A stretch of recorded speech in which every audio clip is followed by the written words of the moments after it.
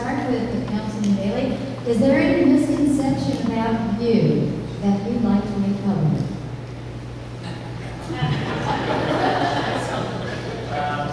Well, I just turned 40 this year.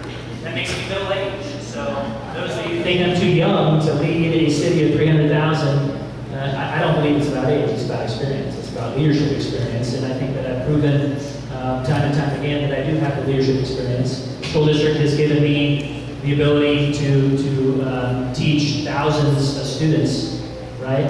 They've been in my classroom, they've been safe, they have gone on to careers and to every institution, you know, private, public, and military academies out there. So I've been entrusted with, again, the education of the future of our country, as well as in the military. I have led individuals twice my age. As a platoon leader in the Army, you step out, you have a butter bar on your shoulder, you go through some training. Obviously, West wants a little more training than you get in ROTC, but ultimately, you're leading individuals twice your age, you know, when you're 22, 23 years old, and you have millions of dollars worth of equipment that are tied to your GI number.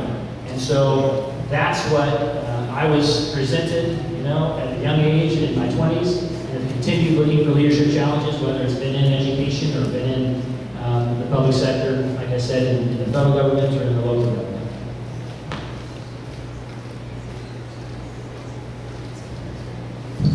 And rebuttal from Mr. Atkinson, or the answer from Mr. Atkinson. What are the misconceptions about Husky Bailey? I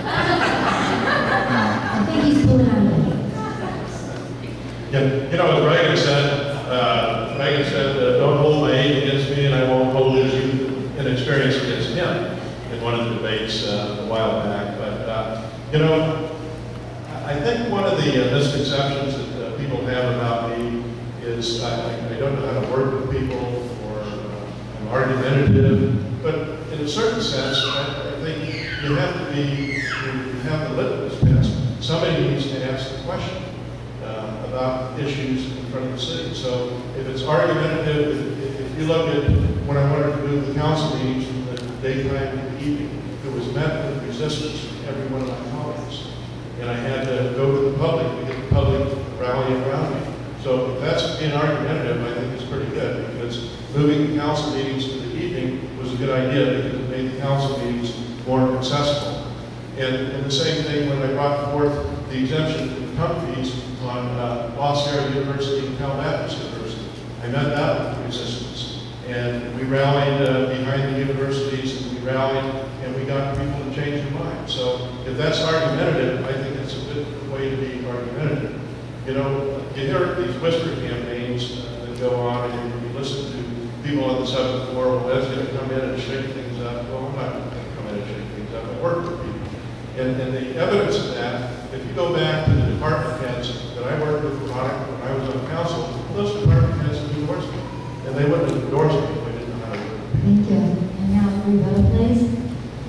I'll say that, again, as a 40-year-old, I have the ability to bridge generations of my students, my daughters, and generations of my parents that are still in Riverside. And I think that that's a facet that you know, is something that will bode well for the future of Riverside. That I can bring together people as that bridge. There are a lot of things that we're not doing for the youth because they're not represented. As a 34-year-old councilman, 35-year-old councilman 5 years ago, there was a lot of resistance to youthful thinking.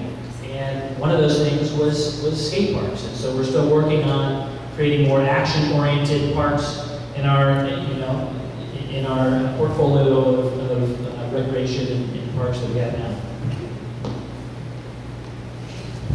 Yeah, when I was on the council, they called me the kid because I was the youngest council person on the council the entire 8 years that I was on the council. So I often told them, well, if I screw up, it's because I'm the youngest guy here. But, you know, you talk about trying to connect with the youth.